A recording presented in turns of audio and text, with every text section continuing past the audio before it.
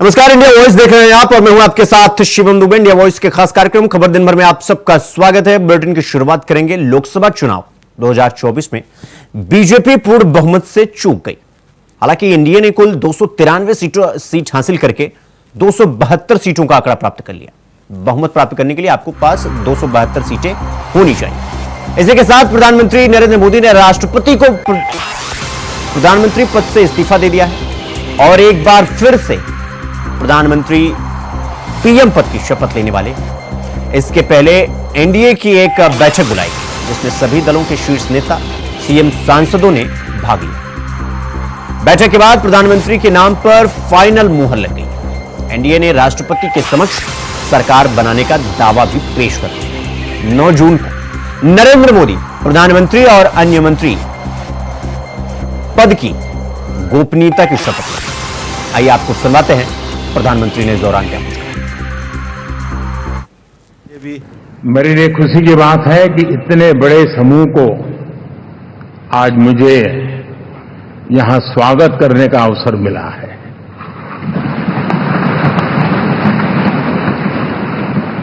जो साथी विजयी होकर के आए हैं वे सभी अभिनंदन के अधिकारी हैं, लेकिन जिन लाखों कार्यकर्ताओं ने दिन रात परिश्रम किया है, न उन्होंने दिन देखा न रात देखी, और इतनी भयंकर गर्मी में हर दल के कार्यकर्ता ने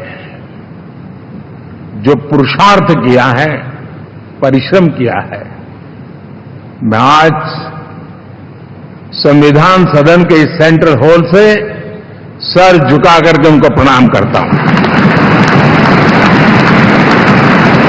बहुत कम लोग इन बातों की चर्चा करते हैं, शायद उनको सूट नहीं करता होगा,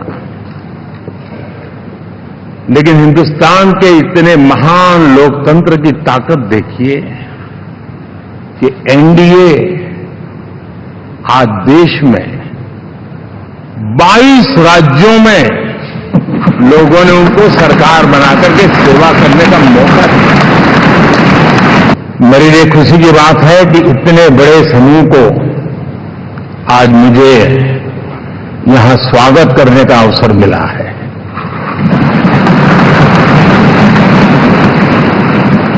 जो साथी विजयी होकर के आए हैं वे सभी अभिनंदन के अधिकारी हैं, लेकिन जिन लाखों कार्यकर्ताओं ने दिन रात परिश्रम किया है, न उन्होंने दिन देखा न रात देखी, और इतनी भयंकर गर्मी में हर दल के कार्यकर्ता ने जो पुरुषार्थ किया है, परिश्रम किया है, मैं आज संविधान सदन के इस सेंट्रल हॉल से सर झुका करके उनको प्रणाम करता हूं।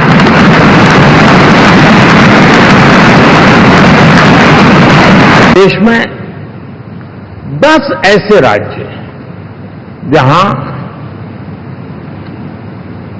हमारे आदिवासी बंधुओं की संख्या प्रभावी रूप से है, निर्णायक रूप से है, जहां इस आबादी आदिवासियों की ज्यादा है, ऐसे 10 राज्यों में से 7 राज्यों में एनडीए सेवा कर रहा है।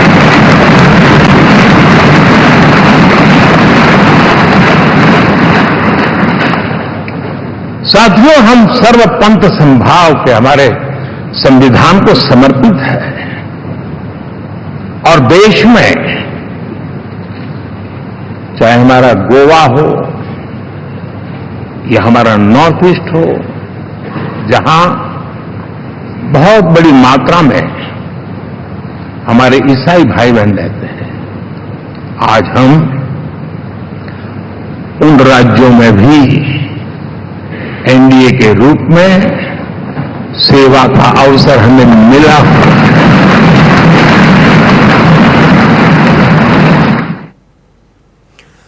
एनडीए के संसदीय दल का नेता चुने जाने के बाद प्रधानमंत्री नरेंद्र मोदी शुक्रवार को संसद के सेंट्रल हॉल से सीधे लाल कृष्ण आडवाणी के घर पहुंचे।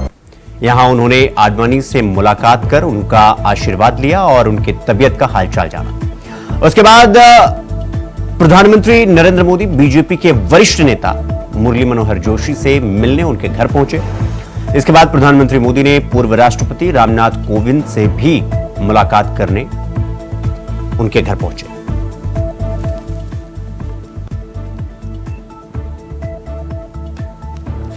तो आडवाणी और मुरली मनोहर जोशी से मुलाकात करने के बाद पूर्व राष्ट्रपति रामनाथ कोविंद से भी मुलाकात कर उनका हालचाल जाना प्रधानमंत्री नरेंद्र मोदी ने।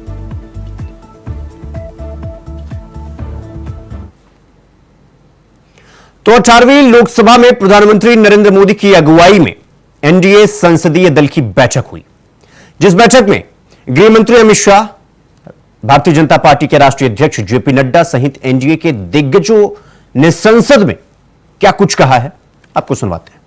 पुनः लोकसभा में जीत कराने के लिए बहुत मन से बधाई। अभी अभी देश के रक्षा मंत्री जी ने लोकसभा सदन के नेता, भारतीय जनता पार्टी संसदीय दल के नेता और एनडीए संसदीय दल के नेता के रूप में श्रीमान नरेंद्र मोदी जी के नाम का प्रस्ताव रखा है। इसका मैं मन से समर्थन करता हूं।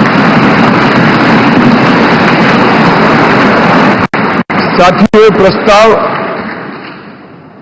सिर्फ हम सब बैठे हुए चंद लोगों के मन की इच्छा नहीं, यहां बैठे हुए एनडीए के घटक दलों की एक सर्वसम्मत इच्छा भी नहीं है। ये प्रस्ताव 140 करोड़ की देश की जनता के मन का प्रतिघोष है।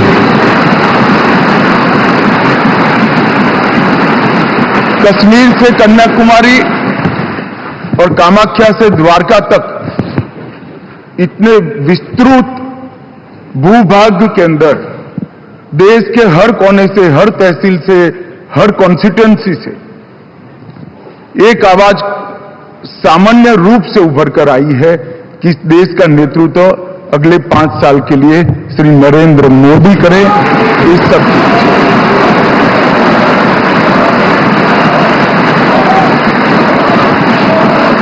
और 10 साल जो प्रधानमंत्री जी के रूप में मोदी जी ने काम किया, इसमें हर क्षेत्र में युगांतकारी परिवर्तन करने का काम उनके नेतृत्व में भाजपा एनडीए सरकार ने किया है और देश की जनता का ये जनादेश उसको एक्नॉलेज करता है, इस पर मजबूत ठप्पा लगाना। एक ऐतिहासिक पल और ये एक ऐतिहासिक घड़ी जिसका हम सबको इंतजार था, वह घड़ी आ गई है और हम सब लोगों ने तीसरी बार लगातार हमारे एनडीए के गठबंधन के नेता के रूप में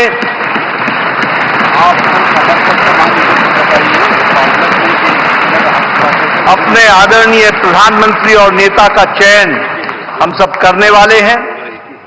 इस ऐतिहासिक घड़ी पे और इस ऐतिहासिक सेंट्रल हॉल संविधान सदन में आज हम सब लोग इसके चश्मदीद गवाह बन रहे हैं। यह हम सबका सौभाग्य है। मैं आप सब लोगों की तरफ से और हमारे इलेक्ट्रॉनिक मीडिया के माध्यम से करोड़ों लोग जो इस समय संसदीय दल की गतिविधि को देख रहे हैं, उन सब की ओर से आदरणीय प्रधानमंत्री जी का हार्दिक अभिनंदन करता हूं और स्वागत करता हूं। हम सब लोग आदरणीय प्रधानमंत्री जी को अपने दिल की गहराइयों से हार्दिक बधाई देते हैं, जिनके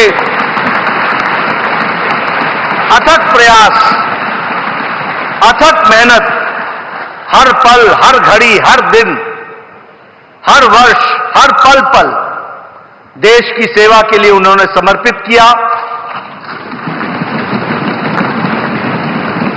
और यही कारण है कि आज भारत पुनः इतिहास रच रहा है कि तीसरी बार लगातार बहुमत के साथ एनडीए की सरकार आ रही है।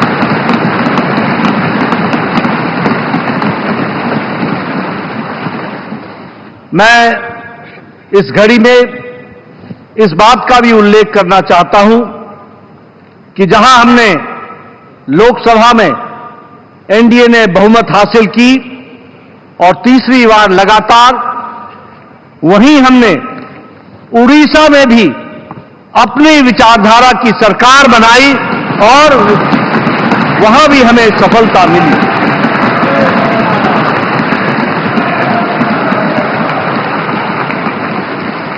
मुझे खुशी है आप सबसे ये बताते हुए कि आंध्र प्रदेश में भी एनडीए की सरकार एक तरफा बनती है।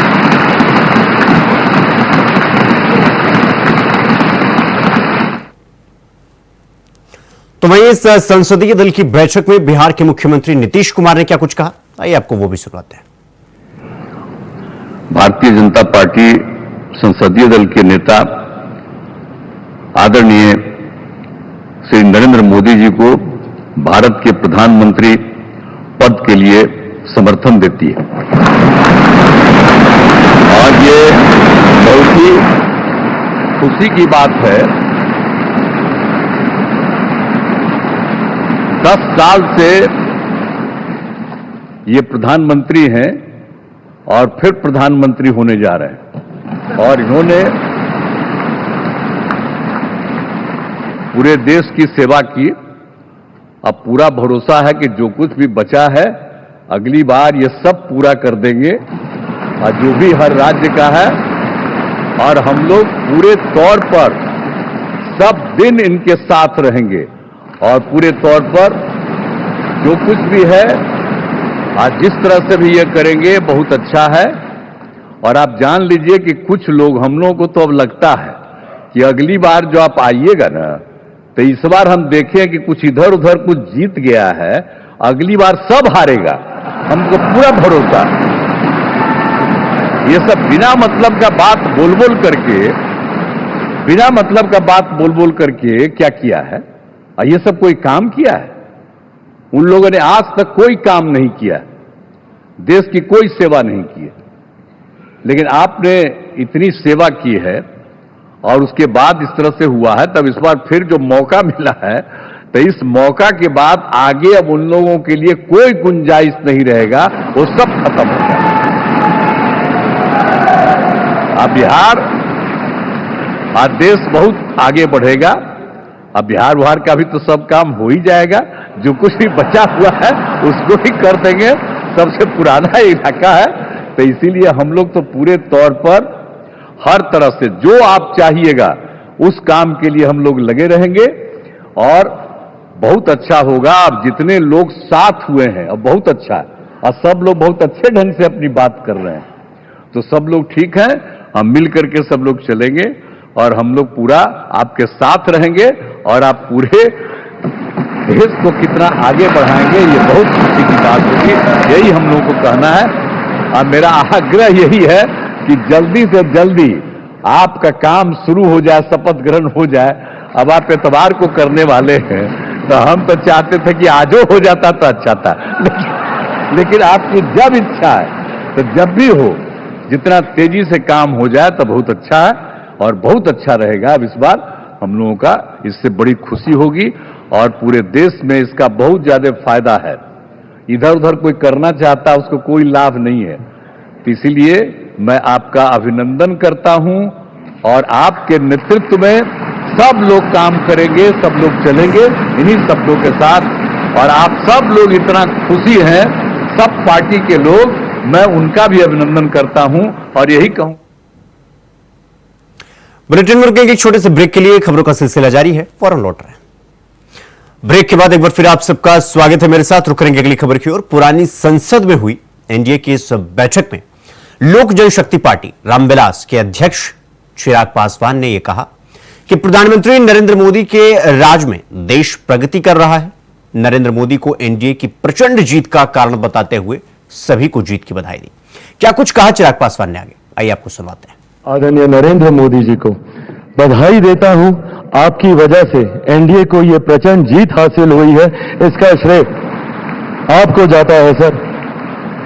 आप ही में वो इच्छा शक्ति थी कि जिसने इतिहास में इस तरीके की प्रचंड जीत को दर्ज कराने का काम किया। यह कोई सामान्य बात नहीं था कि लगातार तीसरी बार प्रधानमंत्री जी के नेतृत्व में एनडीए को इतनी बड़ी जीत मिलती गई। हम लोग सर जब क्षेत्र में जाते थे, आपके नाम पर जिस तरीके का उत्साह देखने को मिलता था, ये हम सबके लिए गर्व की बात होती थी कि हमारे नेता एक ऐसा नेतृत्व करता हम लोग के पास है जिसको लेकर जनता में विश्वास है। आप ही की वजह से सर आज दुनिया के सामने हम लोग गर्व से कहते हैं कि भारत देश की 5वीं सबसे बड़ी अर्थव्यवस्था बना, तो ये देन आपकी है। भारत की जनता को सर आप पर पूरा विश्वास है। आप ही में सर वो इच्छा शक्ति है जो गांव और शहर की दूरी को मिटा सकता है। आप ही में वो इच्छा शक्ति है जो अमीर और गरीबी के फासले को पार सकता है।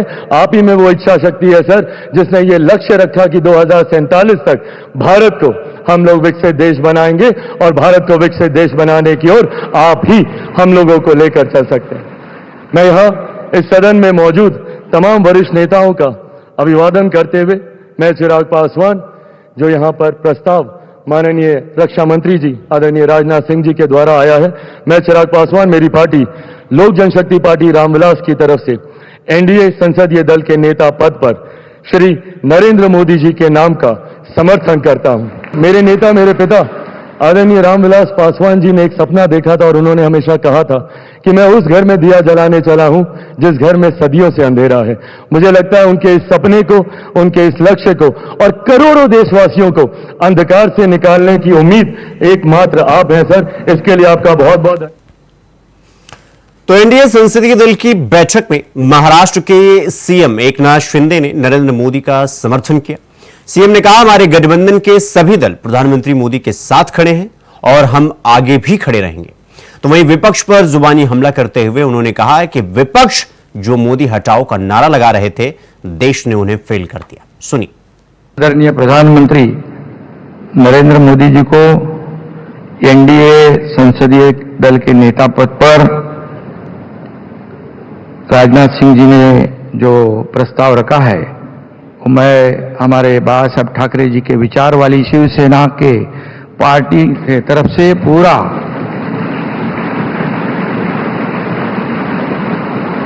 समर्थन देता हूं।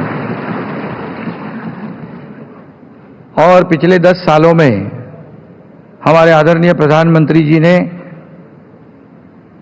इस देश का विकास किया, इस देश को आगे बढ़ाया, इस देश का नाम पूरी दुनिया में रोशन करने का काम किया, देश की अर्थव्यवस्था को मजबूत किया और एक हमारे देश को एक नई पहचान बनाने का जो सपना था वो पूरा करने का काम किया है। और इसलिए कितने भी विपक्ष वालों ने जब अभी हमारे नीतीश कुमार जी ने कहा कि यहां वहां जो गए हैं उनका क्या होने वाला है, उन्होंने कहा है। और कितना भी झूठे नैरेटिव, झूठी अफवाहें फैलाकर देश की जनता को गुमराह करने की कोशिश की, लेकिन ये खबरों में आगे बढ़ेंगे। आपको बता दें कि समाजवादी पार्टी के विधायक इरफान सोलंकी को कानपुर की एमपी एमएलए कोर्ट ने 7 साल की सजा सुनाई है।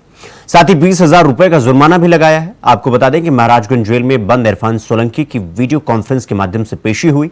इरफान के भाई रिजवान को भी 7 साल की सजा सुनाई है। कोर्ट ने उन्हें जाजमऊ आगजनी केस में समाजवादी पार्टी के विधायक इरफान सोलंकी समेत 5 आरोपियों को 3 जून को दोषी करार दिया था। विधायक इरफान, उनके भाई रिजवान सोलंकी, शौकत पहलवान, इजराइल आटेवाला और मोहम्मद शरीफ को एमपी एमएलए कोर्ट ने दोषी करार दिया था। नजीर फातिमा की ओर से 8 नवंबर 2022 को जाजमऊ थाने में मुकदमा दर्ज कराया गया। ये पूरा प्रकरण हम आपको बता रहे हैं, पूरा मामला बता रहे हैं। विधायक समेत कुल 12 लोग अभियुक्त बनाए गए थे इस पूरे मामले में और महिला ने सभी पर अपना घर जलाने का आरोप लगाया था।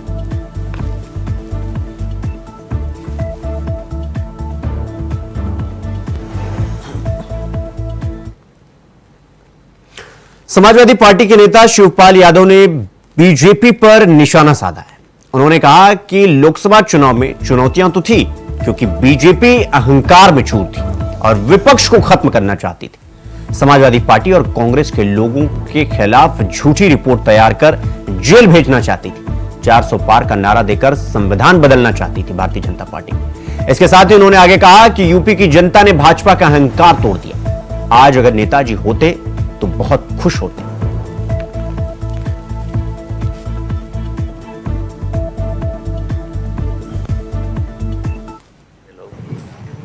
चुनौतियां तो थी ही, और चुनौतियां इसलिए थी कि भारतीय जनता पार्टी चुप रहो, बोलो ना। बड़े अहंकार में थी और अहंकार के साथ साथ पूरे विपक्ष को खत्म करना चाहती थी। और यहाँ तक कि विपक्ष के लोगों के खिलाफ, यहाँ तक कि एमएलए, एमपी और जितने भी जनता के चुने हुए लोग थे, और खासकर समाजवादी पार्टी और इंडिया गठबंधन के लोगों के खिलाफ झूठी रिपोर्टें लिखा करके जेल में भेजना। और इसी तरीके से चुनाव में भी आपने देखा होगा, हमारे संभल में, बदायूं में प्रशासनिक अधिकारियों के द्वारा और धमकाना, प्रधानों के बस्ते जमा कराना, जो डीलर वगैरह होते हैं ना, जो कोठेदार, उनकी दुकानों को रद्द कराना, तो ये सब धमकाना। और हमारे समाजवादी पार्टी के लोगों को, कार्यकर्ताओं को झूठा मुकदमा, अगर झूठा मुकदमा नहीं, किसी ने झूठी शिकायत ही कर दी तो उसे गिरफ्तार करना, तो ये सब चल रहा था। तो वहीं अजमेर में मीडिया से रूबरू होते हुए कांग्रेस नेता सचिन पायलट ने कहा कि इस लोकसभा चुनाव ने यह दिखा दिया है कि देश के लोग किस प्रकार की राजनीति पसंद करते हैं। जो राजनीति 10 साल के बीजेपी के शासन में लोगों ने भाषण, बैनर, पोस्टर, टेलीविजन की राजनीति और देश में अमीर गरीब की खाई बढ़ते हुए देखा है, 10 साल में अप्रत्याशित बेरोजगारी में इजाफा हुआ है। इस बार लोगों ने इसके विरोध में मतदान किया है। तो सचिन पायलट ने क्या कुछ कहा है, आइए आपको सुनवाते हैं। ये जो लोकसभा के चुनाव थे, ये एक ऐसे चुनाव थे जहां पूरी दुनिया देखना चाहती थी कि देश के लोग किस प्रकार की राजनीति को पसंद करते हैं। जो राजनीति पिछले 10 साल से भाजपा के शासन में लोगों ने देखी, वो सिर्फ भाषण, प्रचार, प्रोपेगेंडा, झंडा, बैनर, टेलीविजन और इश्तिहार की राजनीति थी। और देश में जो खाई बढ़ी है अमीर गरीब की, सबसे बड़ा मैं मानता हूं देश में सबसे प्रमुख जो चिंता का विषय है तो खबर दिन भर में फिलहाल अभी के लिए बस इतना ही। देश और दुनिया की तमाम खबरों को देखने के लिए देखते रहिए इंडिया वॉइस। नमस्कार।